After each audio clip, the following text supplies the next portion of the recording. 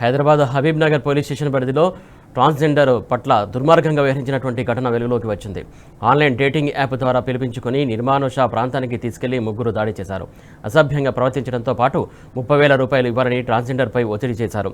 తన దగ్గర డబ్బులు లేవని చెప్పడంతో దాడి చేసి తీవ్రంగా గాయపరిచారని పోలీసులు తెలిపారు. ఎంఐఎం నేత అఫ్జల్ కొడుకు రియాన్ అలియాస్ ఫహాద్తో పాటు అఫ్వాన్ అలియాస్ జాఫర్ అహ్మద్ తనపై దాడి చేసినట్టు ట్రాన్స్జెండర్ ద్వారా పోలీసులకు ఫిర్యాదు అందింది. కేసు నమోదు చేసుకున్న హబీబ్ నగర్ పోలీసులు ఒకరిని అదుపులోకి తీసుకోగా మరో 2 పరారీలో ఉన్నట్టు చెప్పారు. 9వ తారీఖు నాడు సాయంత్రం 6:30 టైంలో ఒక విక్టిమ్ మాస్టర్ బ్యాంక్ నుంచి వచ్చారు. Age 22 years student. ఇతను ఏంటంటే గ్రైండర్ యాప్లో ఇతను ఆఫర్ వస్తుంది మల్లెపల్లి ఏరియా నుంచి 500 ఆఫర్ చేస్తారు రమ్మని.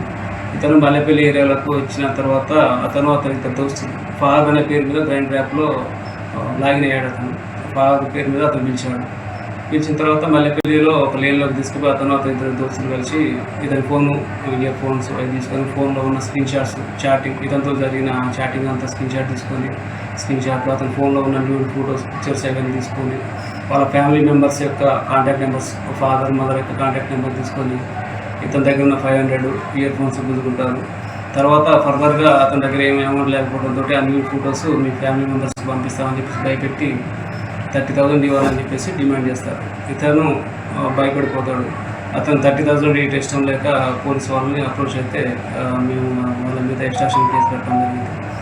మా ఇన్వెస్టిగేషన్లో వాళ్ళు లోకల్ ఏరియాలో ఉండేవాళ్ళు 3% ఐడెంటిఫై వాళ్ళని త్వరలోనే పట్టుకొని డిమాండ్ చేస్తారు.